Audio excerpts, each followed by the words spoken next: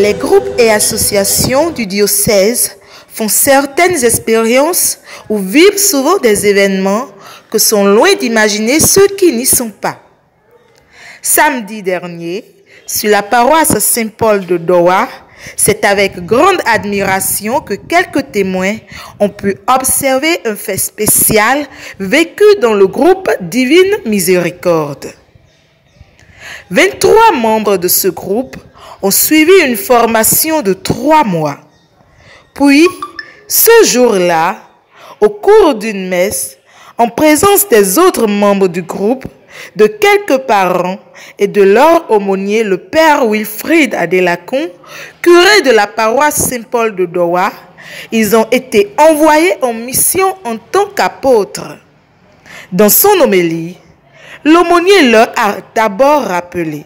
Quand on dit apôtre, ça rappelle l'ontologie du chrétien, c'est-à-dire l'envoyé éternel. Quand on dit apôtre, c'est celui-là que Jésus a missionné. Et toute sa vie, c'est Jésus, Jésus et Jésus seul. Toute sa vie, c'est qu'il est choisi pour aller annoncer au monde qu'après Jésus-Christ, il n'y a plus rien. Et vous, de façon particulière, quand on dit apôtre de la divine miséricorde, c'est que de toute votre vie et par toute votre vie, et quel que soit là où vous êtes, vous devriez annoncer aux hommes que notre Dieu est un Dieu de miséricorde, un Dieu qui ne condamne pas, mais un Dieu qui veut le salut de cette créature que nous sommes. Et si nous sommes rassemblés ce matin, c'est pour envoyer cela au nom de l'Église. Parce que dans l'Église, il n'y a pas de mission qu'on se confie à soi-même. On est envoyé par l'Église. Et avant d'être envoyé, il faudrait que l'Église t'envoie et te donne la force d'un envoyé. L'Église va les envoyer en leur imposant la main.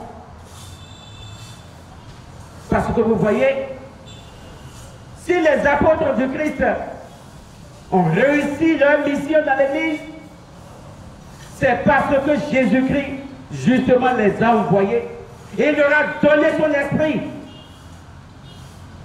Et c'est la même chose qui se passera ici. Puis, dans un dialogue, les 23 apôtres se sont engagés à servir la miséricorde. Comment allez-vous accomplir cette mission?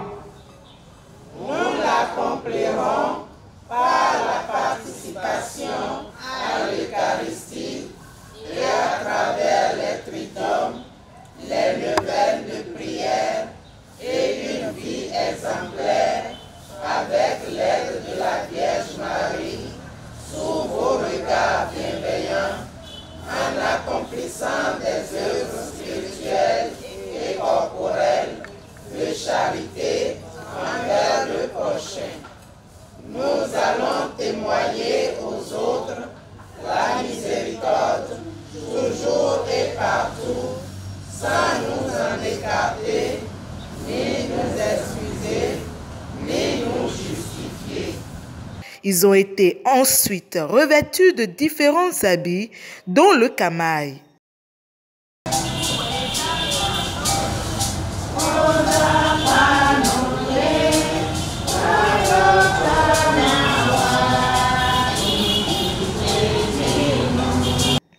Au terme d'une cérémonie riche de grâce, les 23 apôtres ont reçu une attestation et un guide. Envoyés en mission, dans la puissance du Saint-Esprit, ils veilleront à rappeler à leurs frères et sœurs jusqu'où va l'amour et la miséricorde de Dieu pour l'homme. Seigneur, dans le monde entier,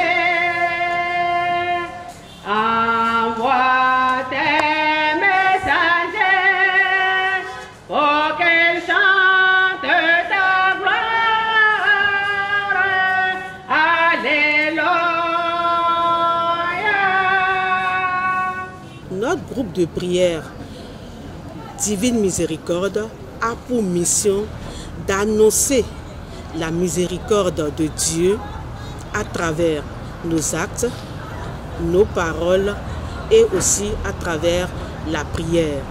Et nos comportements, quand je parle de nos actes, c'est d'abord dans nos maisons, dans nos lieux de travail, au marché, partout où nous passons et pourquoi pas dans les fins fonds du diocèse de Porte-Nouveau.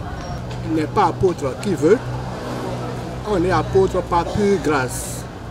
Les Saintes Écritures nous ont dit que nous avons 12 apôtres. Jésus a choisi Faustine comme apôtre de sa miséricorde.